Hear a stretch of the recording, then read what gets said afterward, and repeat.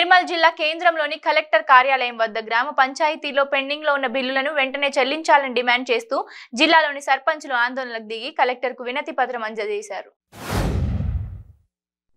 Rajendranagar police station పరిధిలోని ప్రకాష్ నగర్ కాలనీలో అర్ధరాత్రి దోపిడీ దొంగలు బీభత్సం సృష్టించారు. ఇంటి యాజమానులపైన నిద్రిస్తున్న క్రమంలో ఇంట్లోకి ప్రవేశించిన దొంగలు ఇంటి తాళాలు, బీరువా తాళాలు పగలగొట్టి సుమారు 38 తులాల బంగారంతో పాటు 20,000 రూపాయల నగదును ఎత్తుకెళ్లారు.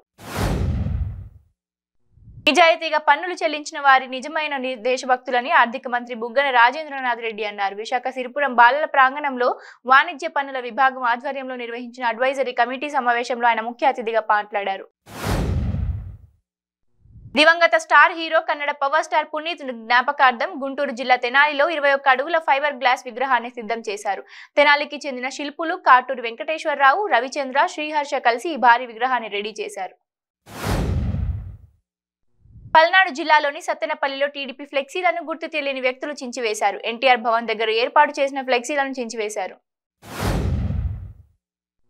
గుత్తి ఆర్టీసీ బస్టాండ్లోని నిన్న పై పెచ్చులు ఊడిపడి 2 ప్రయాణికులకు తీవ్ర గాయాలయ్యాయి. దాంతో సిపిఎం, సిపిఐ, ఎంఆర్పీఎస్, ఎస్ఎఫ్ఐ ఆధ్వర్యంలో స్థానిక గుత్తి ఆర్టీసీ బస్టాండ్ దగ్గర ఆందోళన చేపట్టారు.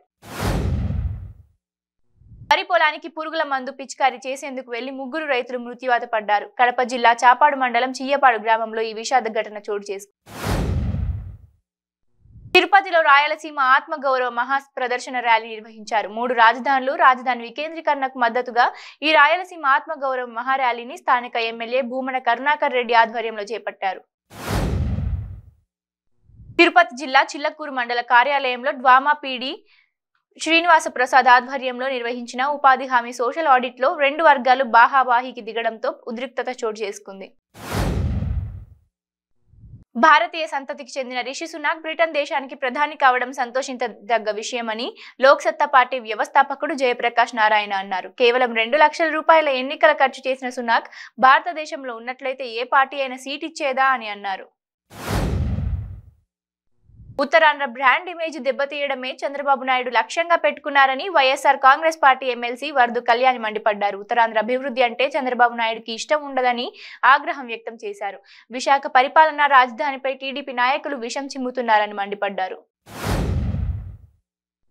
ఎమ్మెల్యేల కొనుగోలు కేసులు 3 నిందితులకు 29 నుండి 11 వరకు న్యాయమూర్తి రిమాండ్ విధించారు. 3 నిందితులను పోలీసులు చంచల్గూడ జైలుకు తరలించారు. వేములవాడ శ్రీ రాజరాజేశ్వర స్వామి వారి ఆలయాన్ని కుకట్పల్లి ఎమ్మెల్యే మాధవరం కృష్ణారావు కుటుంబ సమేతంగా దర్శించుకున్నారు.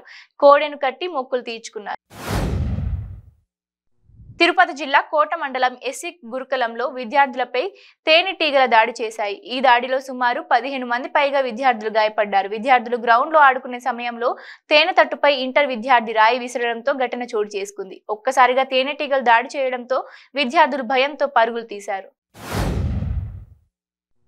కేంద్ర రాష్ట్ర ప్రభుత్వాలు ప్రజా వ్యతిరేక విధానాలను ప్రోత్సహిస్తున్నాయని సిపిఐ రాష్ట్ర కార్యదర్శి రామకృష్ణ అన్నారు. బీజేపీ దిగజారుడు రాజకీయాలకు తెలంగాణలో వెలుగు చూసిన ఘటన నిదర్శనంగా నిలుస్తోందని చెప్పారు. గుంటూరులో చర్చి వద్ద 2 వర్గాల దాడులు చేసుకున్నాయి. ఏఈఎల్సీ సంస్థలో ఏర్పడిన వివాదాలు ఘర్షణకు దారితీశాయి. గుంటూరులోని నార్త్ ప్యారిస్ చర్చి వద్ద ఒక వర్గం వారు దాడి చేయగా మరో వర్గం ప్రతిఘటించి ఎదురుదాడికి దిగింది. దీంతో చర్చి వద్ద తీవ్ర ఉద్రిక్తత నెలకొంది. ప్రకాశం జిల్లా త్రిపురాంతక మండలం సోమేపల్లిల కొండ చిలువ కలకలం రేపింది. 11 అడుగుల కొండ చిలువ ప్రత్యక్షం అవ్వడంతో స్థానికులు ఒక్కసారిగా భయాందోళనకు గురయ్యారు. దీంతో ఫారెస్ట్ అధికారులు సమాచారం ఇవ్వడంతో కొండ చిలువను చాకచక్యంగా పట్టుకొని అటవీ ప్రాంతంలో విడిచిపెట్టడంతో స్థానికులు ఊపిరి పీల్చుకున్నారు. తిరుమల శ్రీవారు శ్రీదేవి భూదేవి సమేత మలయప్ప స్వామి పెద్ద శేష వాహనంపై కొలువుదీరి భక్తులకు దర్శనమిచ్చారు. ఈ వాహన సేవలో భక్తులు విశేషంగా పాల్గొని ఉత్సవ మూర్తులకు కర్పూర నీరాజనాలు పలికారు. చిరుజల్లులను సైతం లెక్క చేయకుండా ఉత్సవ మూర్తులను దర్శించారు. కొండలో అక్రమాలపై నిరసనలకు పిలుపునిస్తే నిర్బంధాలేంటని తెలుగుదేశం నేతలు ఆగ్రహం వ్యక్తం చేశారు. అక్రమాలు చేస్తూ ఉంటే చూస్తూ కూర్చోవాలా అని మండిపడ్డారు. పోలీసు నిర్బంధాలు, అరెస్టులకు భయపడబోమని అక్రమాలను బహిర్గతం చేసే వరకు వదిలేది లేదని తెలుగుదేశం నేతలు తేల్చి చెప్పారు. జగన్ చేస్తున్న అవినీతిపై పోరాటం కొనసాగిస్తామని, నిరంతరం ప్రశ్నిస్తూనే ఉంటామని ఉత్తరాంధ్రకు చెందిన తెలుగుదేశం నేతలు స్పష్టం చేశారు. రిషికొండ అక్రమ నిర్మాణాలు చేశారంటూ ప్రశ్నించేందుకు వెళ్తున్న తెలుగుదేశం పార్టీ కార్యకర్తలు, నేతలను గృహ నిర్బంధం, అరెస్టులు చేస్తున్నారని ఆరోపించారు.